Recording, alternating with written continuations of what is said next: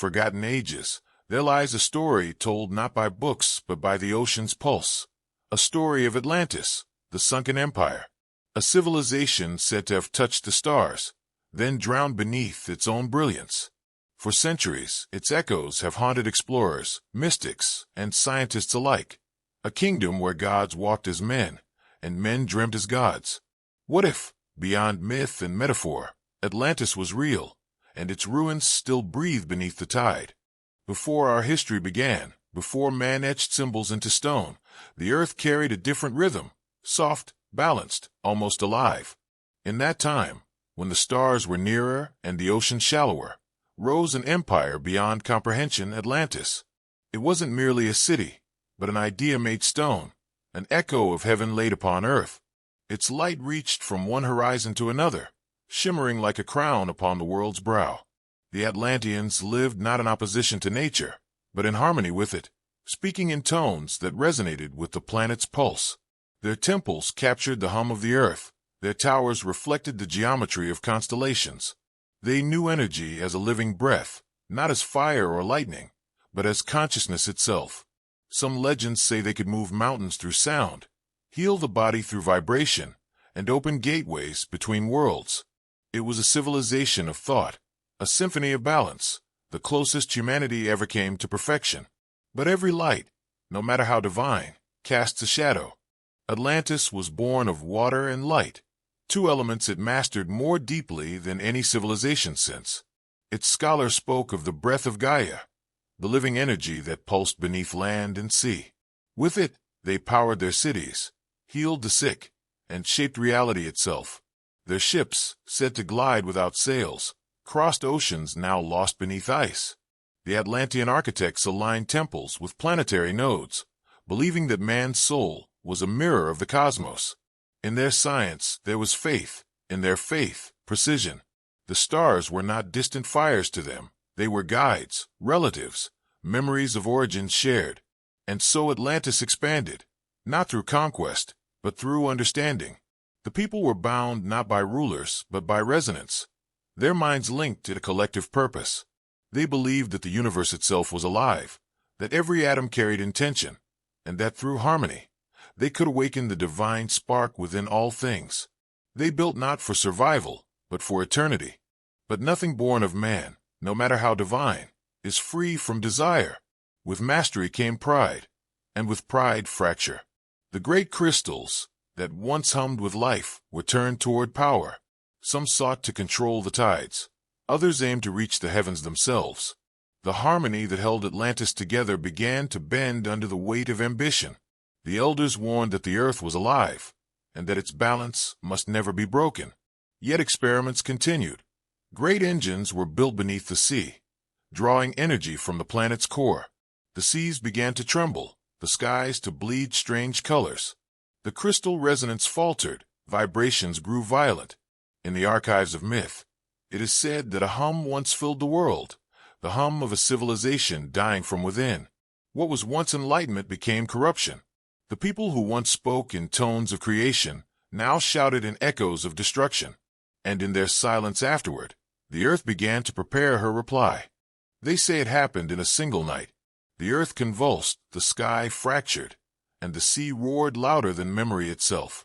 Entire mountains were swallowed, and the shining streets became rivers of fire and foam. The towers that reached for the stars crumbled into the abyss below. Some tried to flee on ships of light. Others simply held one another as the waters came. From across the world, survivors told of the same nightmare, the ocean devouring the sun.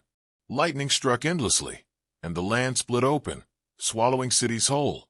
The great crystal at the heart of Atlantis burst into light, so blinding it turned night into day. And then silence. The sea closed, the wind died, and where an empire once stood, nothing remained but endless water. Yet, even in death, Atlantis refused to vanish entirely. Legends say that beneath the deep, the city still breathes, frozen in time, waiting for the world to remember. Centuries passed. Empires rose, fell, and forgot. But the memory of Atlantis remained, a haunting whisper in humanity's blood. The Greek philosopher Plato wrote of it as a warning, but also as remembrance. In the Russian heart, the myth of Atlantis found resonance, the idea that truth can be drowned, but never destroyed. Scientists now scan the ocean floor with machines that echo like sonar ghosts, tracing impossible patterns of stone. Divers returned from the depths claiming they felt watched, as if the sea itself remembered them.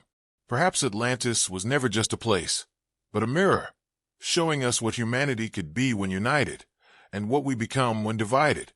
The ocean hides many things, but it never forgets. Somewhere beneath those dark waves, amid coral and time, lies the pulse of a world that once dreamed too brightly. Atlantis is not gone. It is waiting, as all truths do, for the moment when we are ready to believe again. Part 2. Hyperborea, the frozen throne of the gods. They spoke of a land beyond the winds, a place where the sun never set and night never came. Hyperborea, they called it, the kingdom of eternal dawn.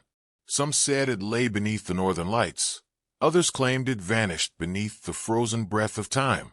Yet whispers still drift across the centuries that once radiant civilization thrived there, untouched by decay, guided by beings who were not entirely human. They said the road to Hyperborea began where all maps ended, beyond the roaring gales of Boreas, in a place where the earth curved into silence. The ancients believed a paradise of eternal light existed. The Greeks called it the land of golden age, where sickness and death had no dominion. Russian chronicles whispered of travelers vanishing toward the northern sea, guided by the aurora that pulsed like a living heart. In those frozen skies, they claimed, the Hyperboreans built temples that shimmered with blue fire, their towers reaching toward the constellations. They spoke to the stars, harnessed magnetism, and shaped light as others shaped stone. And when the world turned colder, they vanished, leaving only the hum of energy beneath the Arctic ice, waiting for the thaw of a forgotten dawn. It is said Hyperborea was not a single city, but a radiant continent, ruled by priest-kings who wielded the wisdom of the stars. Their temples were aligned to constellations. Their knowledge passed through vibration, not words. In Russian legends, they were the ancestors of all northern tribes, tall, fair, serene, and radiant like dawn. They mastered the pulse of the planet itself, channeling the Earth's energy through crystal lattices buried deep beneath the permafrost. To them, the universe was a living song, and Hyperborea its chorus. But when the balance of the world faltered, the song became a dirge. The warmth retreated, the axis shifted, and the great empire of light was buried in silence. Yet even now, explorers claim that strange auroras flicker where no storm should be, as if the forgotten cities still breathe beneath the frost. The fall of Hyperborea was not sudden. It was a slow freezing of the soul of the earth.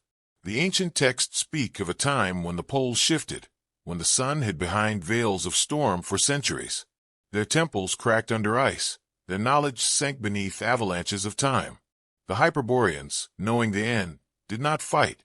They descended willingly into the inner world, taking their wisdom with them. Some became legends, others gods. And in their absence, mankind forgot the language of the stars. Yet deep beneath the frozen ocean, the crystal domes still gleam, entombed in glaciers, pulsing faintly like a heart that refuses to die. For every civilization has its winter, and every winter hides the seed of a new dawn. Centuries later, wanderers and mystics felt the pull of the north, as if something ancient was calling them home. Russian explorers in the 19th century spoke of ruins glimpsed through fog, of magnetic fields that warped compasses, and whispers that carried on the wind. In the Soviet era, secret expeditions were rumored to have reached strange metallic structures buried in polar caves. Some claimed these were relics of Hyperborea, evidence of a civilization that understood energy in ways we have yet to imagine. Even now, satellite scans show geometric anomalies beneath the Arctic shelf. But the deeper scientists look, the more silence they find. Perhaps the Hyperboreans are not gone, only waiting for us to remember who we once were. Some say Hyperborea was never a place. It was a state of consciousness. The North was only a mirror of what lived within the human soul, light trapped in the prison of ice, waiting to rise again. Across modern Russia, whispers of its rebirth persist, from shamans in Yakutia to mystics in Arkhangelsk, all speaking of a coming northern dawn. They say the ice is melting not by chance, but by memory, that the earth is remembering its first home. And as the aurora flickers once more across the pole, it feels as though something ancient stirs beneath the ice. Perhaps the Hyperboreans are awakening. Perhaps we were them, and their forgotten empire is not beneath us, but within us, waiting for the light to return. Before Atlantis rose from the Atlantic depths, before the pyramids of Giza aligned with the stars, there was another world, older, vaster, and more silent than myth remembers. A continent that stretched across the Pacific like a dream between dawn and night, Lemuria. Its mountains kissed the stars, its oceans shimmered with golden algae, its people spoke in resonances that shaped reality itself. It is said that Lemuria was not only a land, but a living consciousness, a bridge between the earth and the heavens, between man and the gods who once walked among them. When Atlantis was still a whisper in the unborn Atlantic, Lemuria ruled the seas, its temples carved from coral that glowed with its own light, its cities suspended upon the calm of eternity. But the sea remembers everything, and when the earth turned in her sleep, the waters rose, and Lemuria was swallowed whole, leaving only a memory that drifts like mist across human history. Before time was measured by man, the earth was still half liquid, her bones not yet hardened by the ages. From the molten quiet of her womb, a continent rose, where the Pacific now spreads its blue eternity. It was said that Lemuria was born not of volcanic rage, but of celestial design, a seed planted by beings who came when the stars were still new. They descended in silver spheres, crossing the veils between worlds, carrying with them the blueprints of life and the song of creation itself. When they touched the earth, their presence altered her vibration. The air thickened, the light deepened, and time itself began to breathe. The first Lemurians were not men as we know them. They were tall, luminous beings, half ether, half clay, whose veins shimmered with liquid light. They spoke with the elements, could command the tides with their thought, and saw through the fabric of reality as one looks through glass. It is said they lived in harmony with the oceans, building vast floating sanctuaries that mirrored constellations above. Each temple was an echo of a star. Each melody they sang a reflection of the cosmic order. To them, death was not an end but a translation, from matter to light, from sound to silence. Lemuria was a civilization of balance, between male and female, night and day, flesh and spirit. They studied the geometry of water, the secret mathematics of coral growth, the hidden resonance of sound that binds the atoms together. Every act was ritual, every gesture prayer. They saw themselves not as rulers of earth, but as its caretakers, gardeners of the cosmic garden. Their cities stretched from Madagascar to Easter Island, from the coasts of India to the far Polynesian archipelagos. The Pacific then was not a sea but a cradle, a vast reflection of the sky, carrying on its back the first true civilization of Earth. But harmony is fragile. When the sun grew restless, sending waves of fire that burned through the heavens, the Lemurians began to divide. Some sought to ascend fully into spirit, abandoning the physical realm. Others, enamored with creation, sought to master matter, to dominate nature rather than serve it. And so began the slow cracking of the perfect mirror, a fracture not of land, but of soul. The great schism between heaven and earth began not in war, but in vibration. The ocean trembled, the sky dimmed, and the harmony that had held Lemuria together began to unravel. The temples of coral glowed brighter, as if resisting the oncoming dark. Priests gathered at the edges of the continent, chanting the names of the stars that had birthed them, calling for guidance. But the cosmos was silent. Only the whisper of the tide answered, and beneath it, something ancient stirred.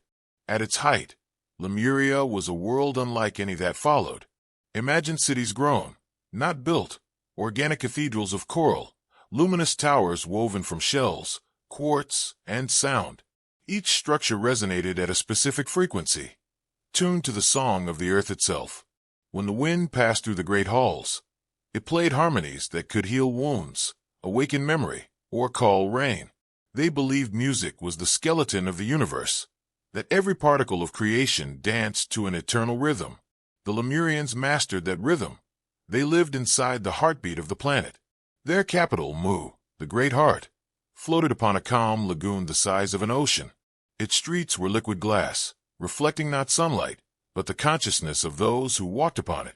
At the center stood the Tower of Resonance, a crystalline spire that reached so high it disappeared into mist, humming softly with the frequency of life. It was said that those who stood within its chamber could hear the voice of the universe, not with their ears, but with their entire being.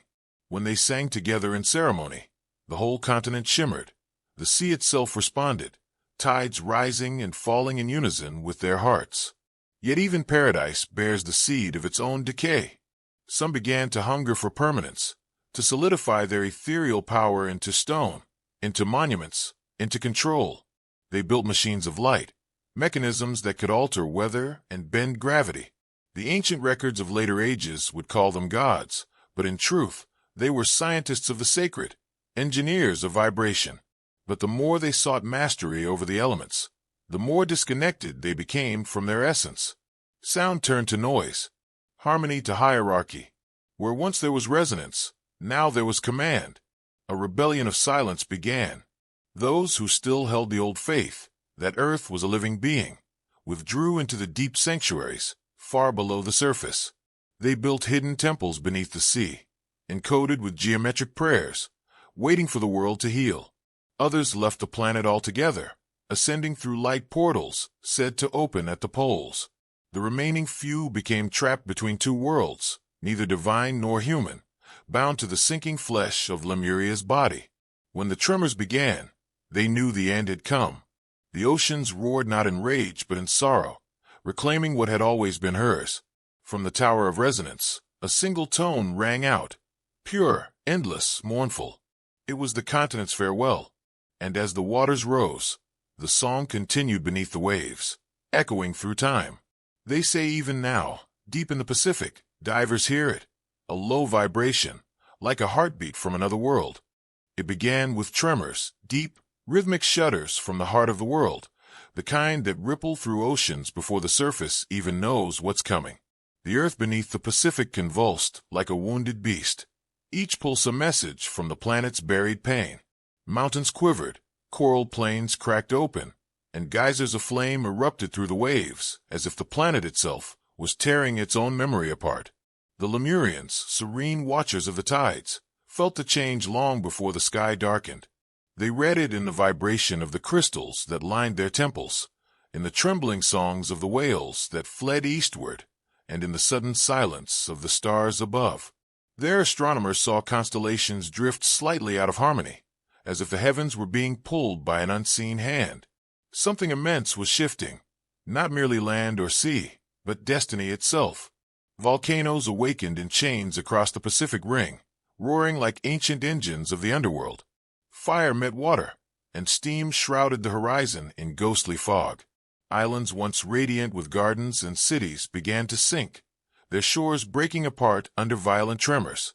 Entire plateaus fell into the sea overnight, devoured by waves that glittered with molten dust.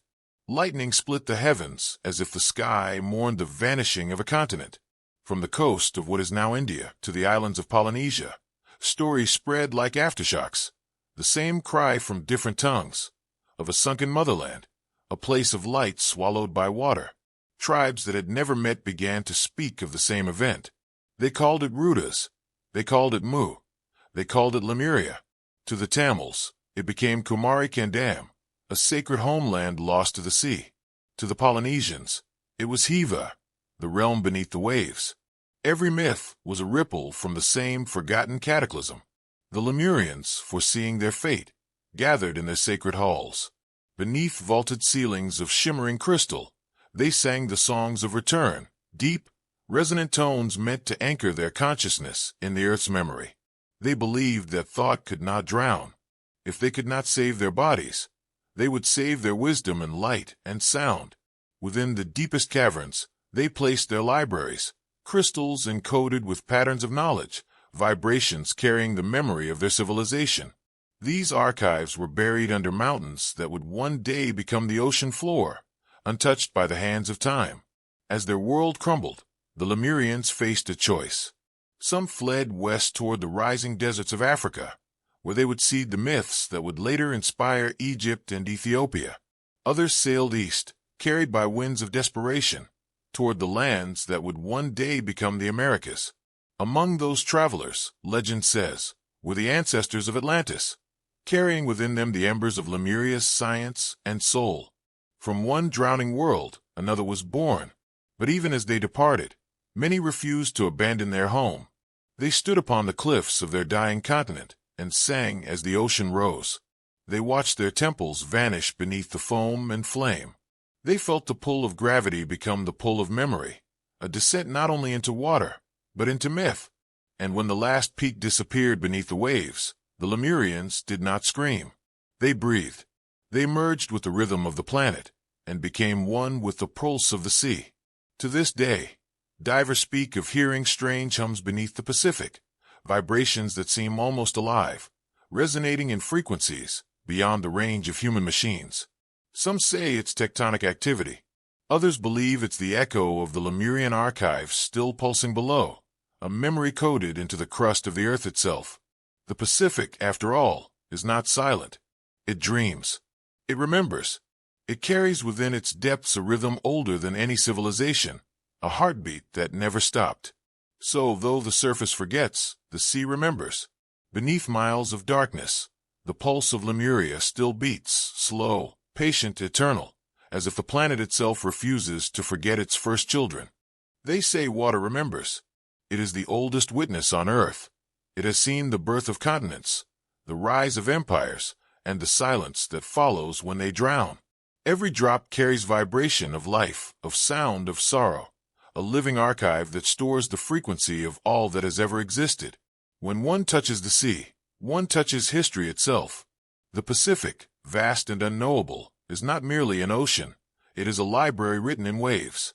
Russian oceanographers who descended into its depths have long whispered of anomalies, not myths, but measurable truths. Strange magnetic pulses that surge like heartbeats from miles below. Temperature fluctuations that defy logic.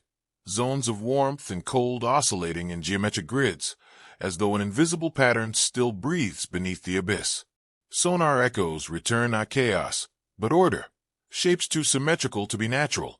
Perfect lines tracing vast squares and spirals beneath the floor of the Pacific. Some claim to have mapped an entire city.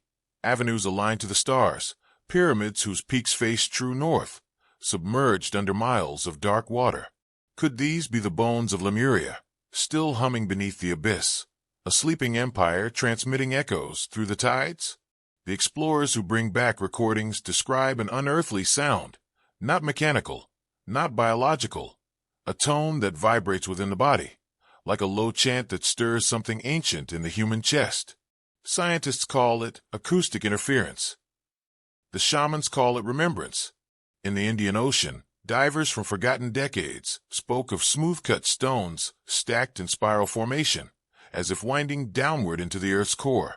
They described murals coated in coral, depicting tall beings with elongated limbs and luminous eyes, their hands raised toward the sun as if conducting its light.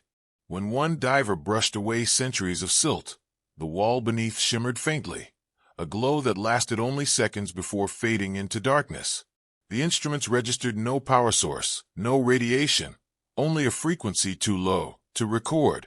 Perhaps the ocean guards its secrets too well, or perhaps it remembers with deliberate care, protecting what humanity once lost to its own arrogance. For in every storm, in every tidal rhythm, there is a pulse, a pattern older than civilization itself. Some researchers in Vladivostok recorded the harmonic ratio between certain Pacific currents and ancient Russian hymns.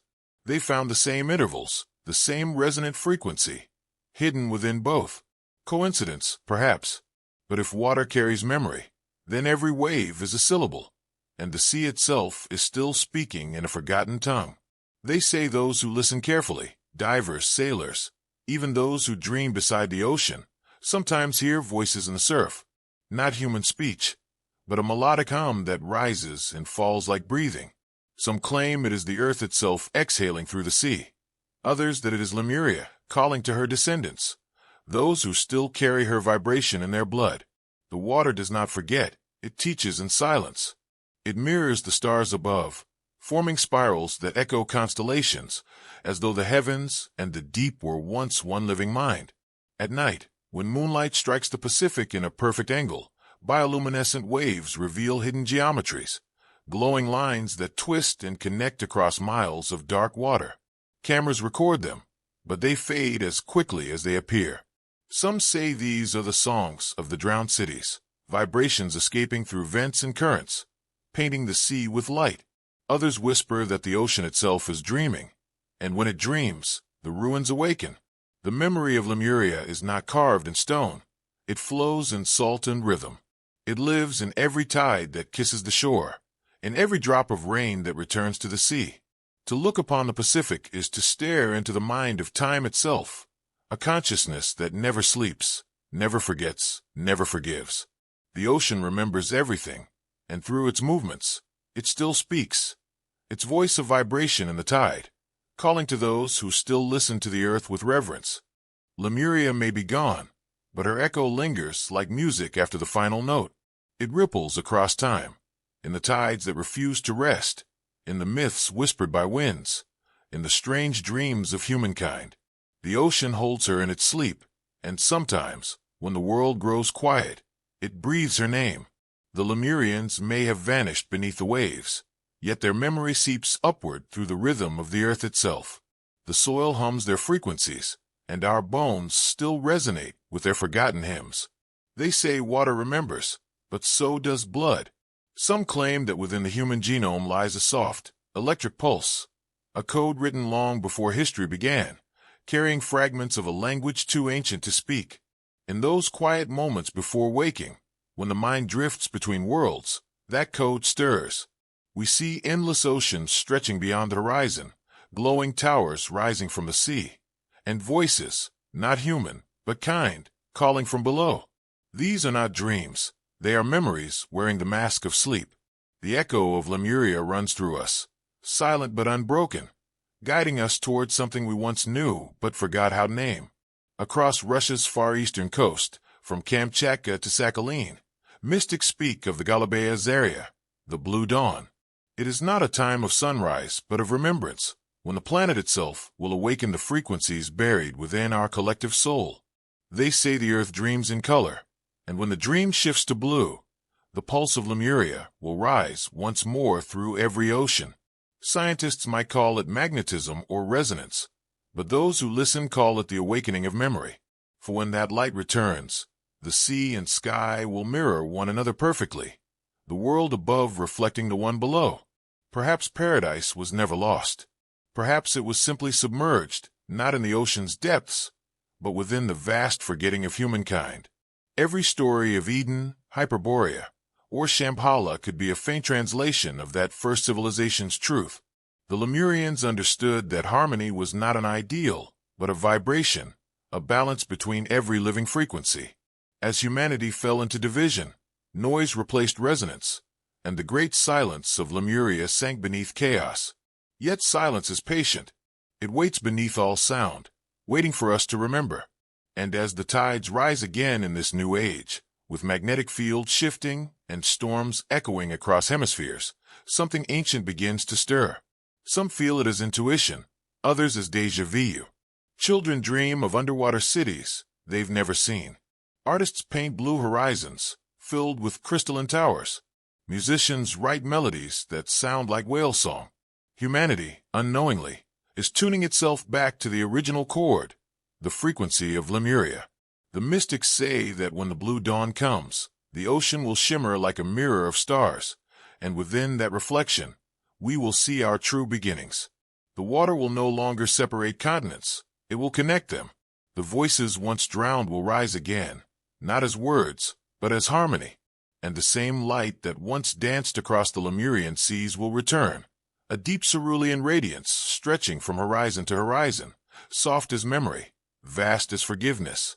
For maybe the first dawn of mankind never ended. It simply sank below the horizon, waiting for us to remember the way back. When we finally listen, truly listen, we will hear it. One heartbeat beneath the waves, echoing through the centuries. It is the sound of Lemuria still breathing within the earth's dream, the sound of the blue dawn rising once again. Part 4. The Anunnaki, the builders of mankind. Before Atlantis, before Hyperborea, Before even the continents found their places upon the face of the newborn earth, they came. From the dark rivers of the cosmos, where the stars burn like silent watchtowers, came beings of fire and gold. To the ancient Sumerians, they were the Anunnaki, those who descended from the heavens to raise dust into form, to turn clay into consciousness. Some saw them as gods, others as visitors. But the truth, as always, was more dangerous, for perhaps they were both. In the cradle of Sumer, where the Tigris and Euphrates carved their silver veins through the dust of eternity, the first dawn of civilization shimmered beneath a sky too vast to comprehend. It was said that, before humankind could dream, the heavens themselves descended. From the mountain of creation, the priests of Eridu and Uar recorded the words, Anu, Enki, and Lil, the lords of the sky. They did not come as conquerors, but as cultivators of worlds. Their ships burned across the horizon like falling suns, their descent trembling through the air with a thunder no storm could equal. The Sumerian scribes etched their memories in clay, fire descending upon the ziggurat, a voice that split the silence of the earth, and the trembling of mountains as the children of Anu stepped forth. Their faces were veiled in masks of gold, their eyes glowed with the brilliance of twin suns, and their bodies radiated power like living constellations. To the eyes of early man, they were gods, towering figures of flame and geometry, beings whose footsteps left the ground singing. They did not destroy, they built. Upon the sands, they drew patterns, perfect circles and stars, teaching men how to measure the heavens, how to build cities in the image of constellations, and how to hear the pulse of the planet beneath their feet. They brought with them knowledge of numbers that mirrored the cycles of the cosmos, maps of orbits unknown to our sky, and the secret of fire, not of destruction, but of creation. It was said Enki knelt beside the river, mixing his essence with clay, whispering breath into the lifeless form. And in that moment, the first human rose from the dust, not as beast or spirit, but something in between, aware, trembling, eternal. Humanity was not born by chance. It was engineered by intention. To the Anunnaki, we were the continuation of their kind, flesh molded from earth, but sparked by the stars. Some legends claim they came for gold, not for greed, but for survival. Their home, Nibiru, a wandering world at the edge of the sun's domain, was dying. Its skies, once radiant, had turned to ash, and they sought in our Earth's heart the metal that could restore their own. Gold, to them, was not currency, it was life. They mined the mountains, purified rivers, and in return, gave humanity tools, language, and the memory of their origin. They taught the people to look upward, to trace the paths of the stars, and to remember that we were not alone in the beginning. But others say their purpose was far greater, that Earth itself was their garden, seeded for the birth of consciousness. When they descended, the seas glowed, the air thickened with light, and the Earth's very core pulsed in recognition. They tuned the frequencies of the planet, harmonizing it with Nibiru's resonance, and for a time, the two worlds sang together, one heartbeat shared across the void. In Russia's most ancient chronicles, the echoes of this story survive. Before Christianity, before the tribes of the north knew of Sumer or Babylon, the people spoke of the celestial ones who came before time. They too descended on pillars of flame, wearing masks of gold, speaking in voices that could move stone. The old shamans of Siberia whispered that their ancestors once looked upon beings whose eyes glowed like suns and whose hands sculpted life from dust. These stories, scattered and buried across continents, point back to one night, a singular event when the sky itself opened and the boundaries between gods and men dissolved. Perhaps that is why, across all ages and faiths, the same symbols appear: the winged disk, the serpent of wisdom, the eye within the sun. For these were not metaphors but memories, written into the collective soul of mankind, retold again and again through myth, religion, and dream. The Anunnaki were not merely gods, they were the architects of awareness, the bridge between dust and divinity. And though their light faded into legend, the imprint remains. Every temple, every myth, every heartbeat beneath the desert carries the same unspoken truth. We were not the first to walk this earth in knowledge. We were taught. We were awakened. We were shaped by those who came riding the winds of flame, beneath the twin suns of a dying world, to breathe life into the clay of our beginnings. They took the dust of the earth and the blood of the gods, and in that sacred alchemy, something unprecedented emerged, a creature of both clay and cosmos. In the dim light of Eridu's dawn, beneath a sky that still trembled from celestial fire, the Anunnaki gathered around their creation. From the soil they molded form, from their essence, they poured life. The first man was born not in chaos, but in careful design, an echo of their own divinity rendered in mortal flesh.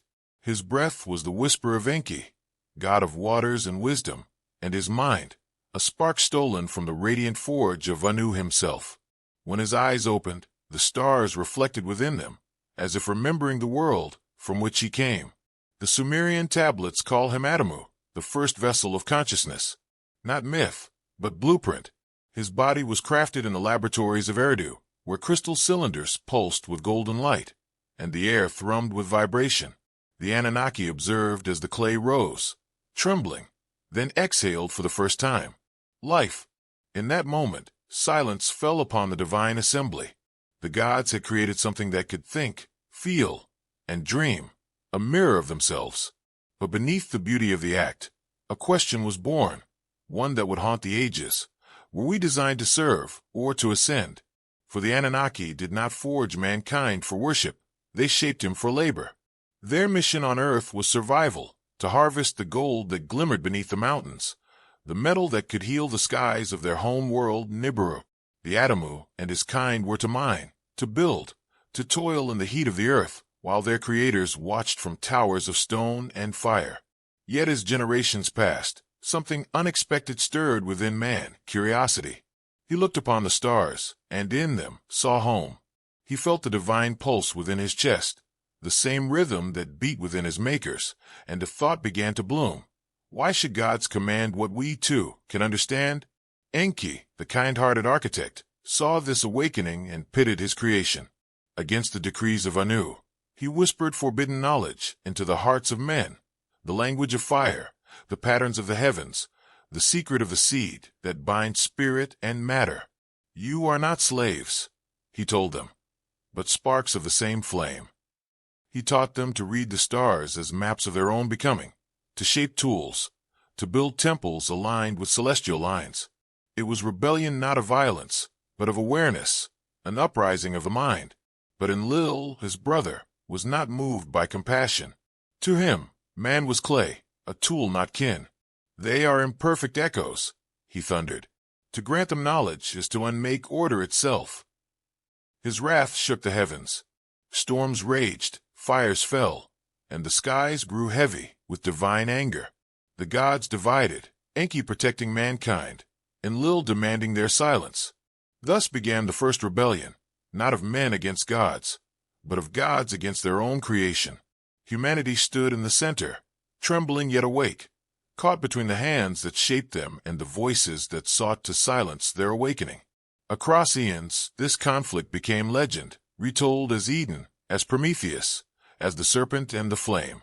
But beneath every myth lay the same heartbeat, man reaching upward, gods looking downward, and the fire of consciousness burning between. And though the Anunnaki vanished into the dust of time, their design endured. Every human carries within their blood the memory of creation, the divine code that hums like distant thunder beneath the skin. In the far lands of the north, where the winds of Russia whisper through frozen pines, echoes of this story remain. The ancient shamans of the Altai spoke of the Zvezdni Predki, the star ancestors, who descended in light and left behind their reflection within humankind. They taught that divinity was not a crown above man, but a seed within him, that the Anunnaki did not depart to the stars, they became us. Split between dust and divinity, we inherited both the burden and the brilliance of their design. So when we look to the heavens and feel a strange familiarity, it is not longing, it is memory. The same memory that began in the glowing laboratories beneath Sumer's twin rivers, when a hand of gold reached into the dust and drew forth the first human soul, trembling, alive, eternal. When the earth ripened beneath the sun, and mankind had multiplied in the shadow of their creators, the Anunnaki looked upon their work and deemed it ready for dominion. From the fertile plains between the Tigris and Euphrates rose the first cities. Eridu, Uruk, Nippur, Kish, not mere settlements, but living monuments to the stars. These were not human inventions. They were celestial blueprints made stone. Temples glowed at their centers, aligned to the constellations of the Anunnaki home. Each city pulsed with ritual and order, its walls humming with the resonance of sacred geometry, its towers crowned with gold that reflected the heavens themselves. The tablets tell of the thrones that followed. Anu above all, the unseen father of the divine order, Enlil his son, the enforcer of law and storm, Enki, the cunning architect and whisperer of secrets, and Ninhursag, the mother of all living forms. Together, they ruled as gods among mortals, but even divinity carries the seeds of pride. Each god-king claimed a portion of the earth. Each sought to shape it in their own image. Rivers were bent, mountains were raised, the air filled with the hum of technologies lost to memory. Humanity watched in awe, their cities growing under the watchful eyes of immortal masters. Their symbols became the language of the world. The winged disk of Anu, the serpent of wisdom entwined around the tree of life, the double helix encoded in the carvings of stone.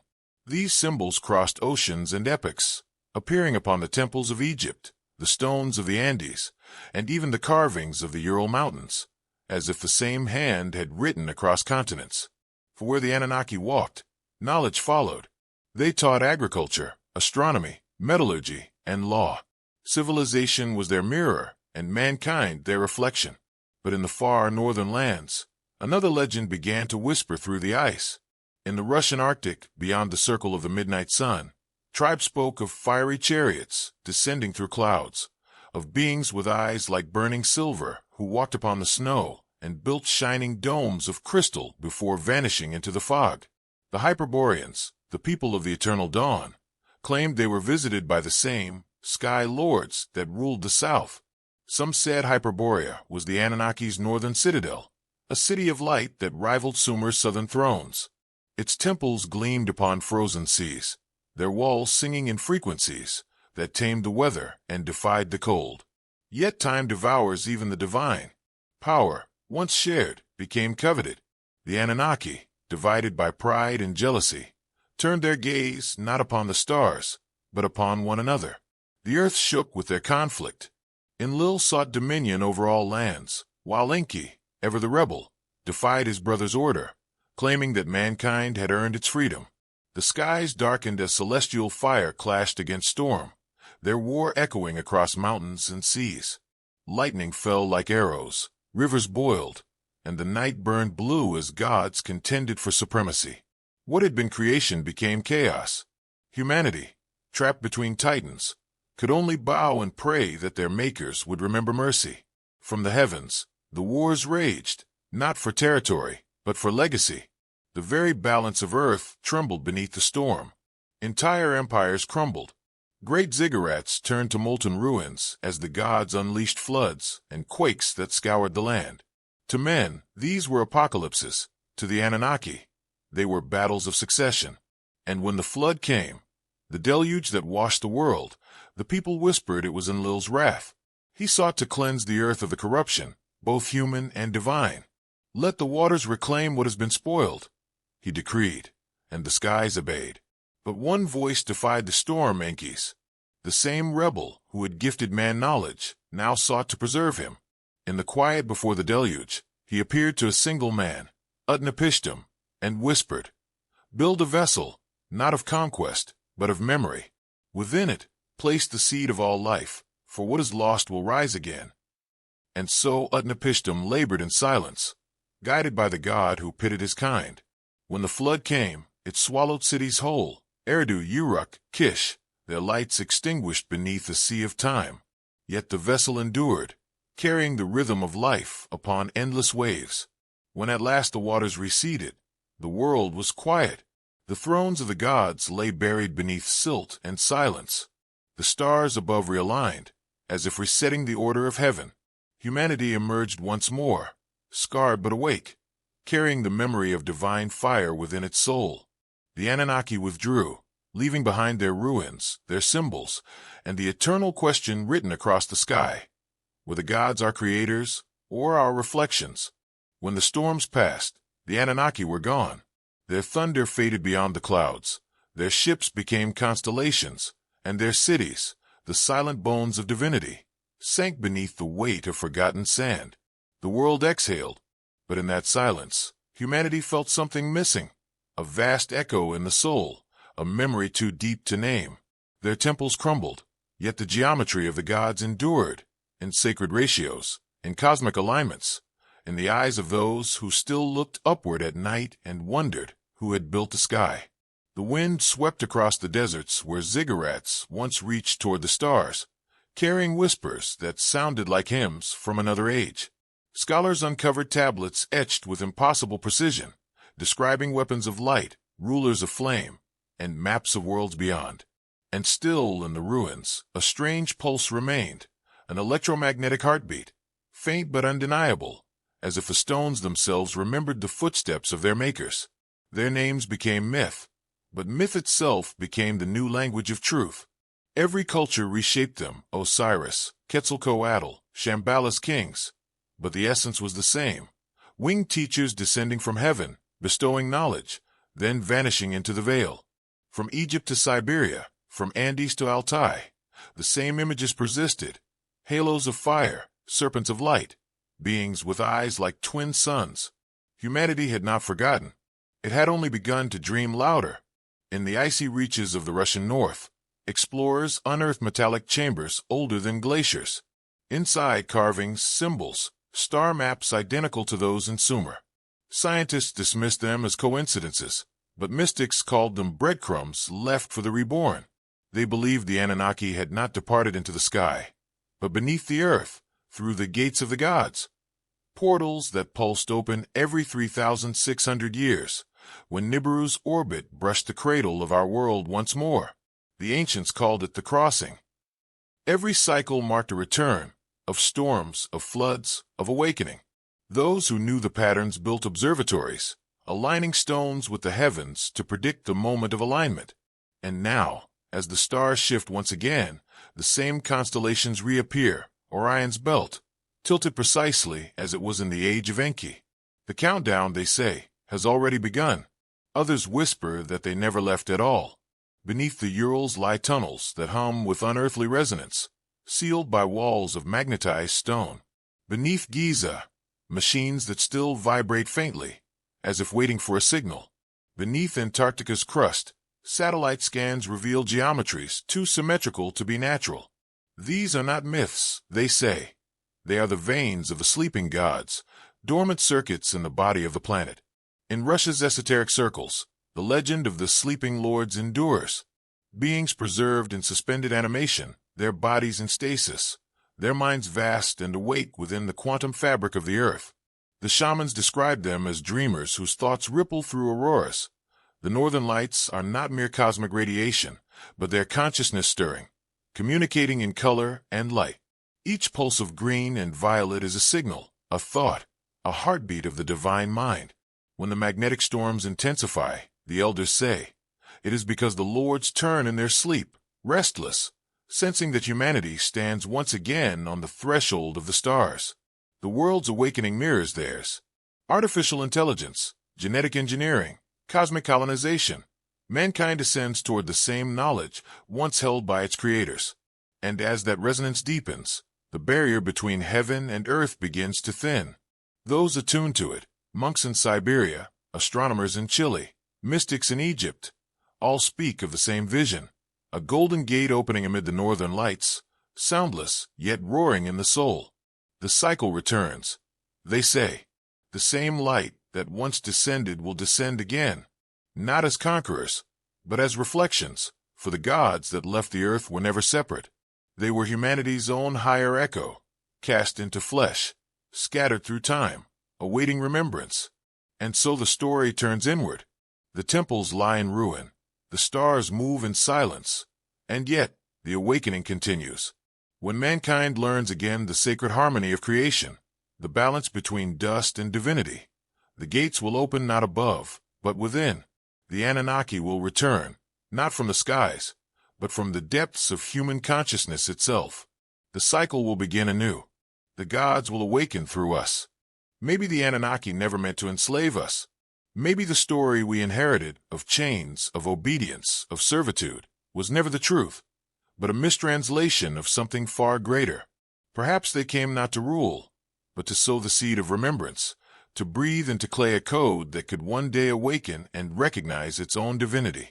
For what else explains mankind's obsession with the heavens? The endless reaching, the yearning to return, the question that burns in every era. Who made us? And why do we remember the stars? Our myths are not merely stories. They are encrypted blueprints of consciousness. The ziggurats, the pyramids, the megaliths, all rise with a single gesture, pointing skyward, defying gravity, proclaiming to the cosmos that the children of dust remember the architects of light. Across centuries, the same pattern echoes.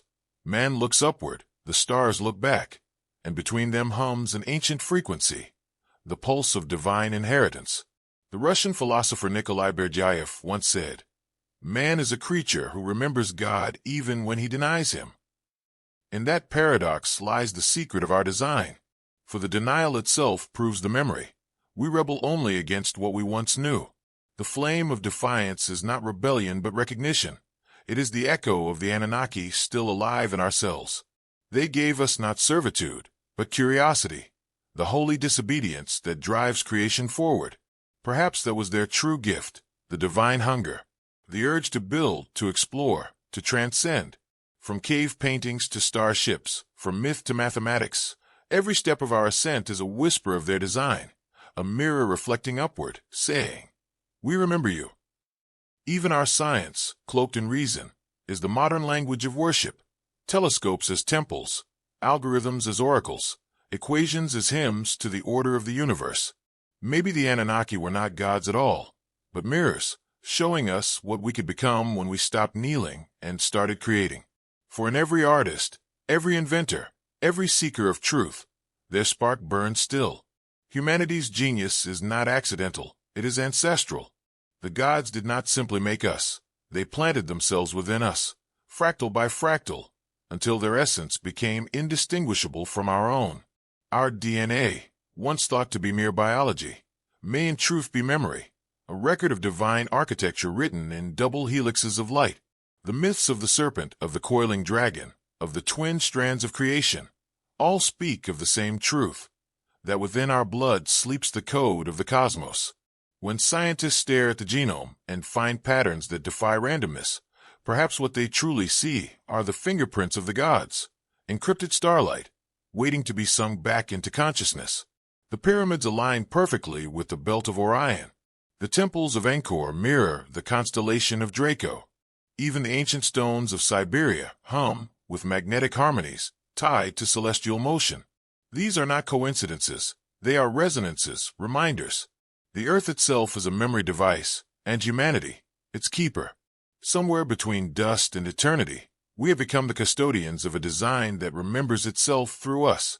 And yet, for all our technology and arrogance, we are still children staring at the stars, haunted by familiarity. The constellations are not distant, they are reflections of us, drawn across time, so we might find our way home. Every civilization that looked upward, Sumer, Egypt, the Hyperboreans, the Vedic seers, shared one belief, that the gods would return when man became ready to stand beside them, not in submission, but in recognition. Perhaps that time draws near. The stars begin to move again, tracing the same patterns carved into the oldest stones. The equinoxes realign, the heavens whisper in the same geometry that once sang to the Anunnaki. The auroras shimmer brighter, their hues almost deliberate, like signals pulsing across the magnetic web of the planet.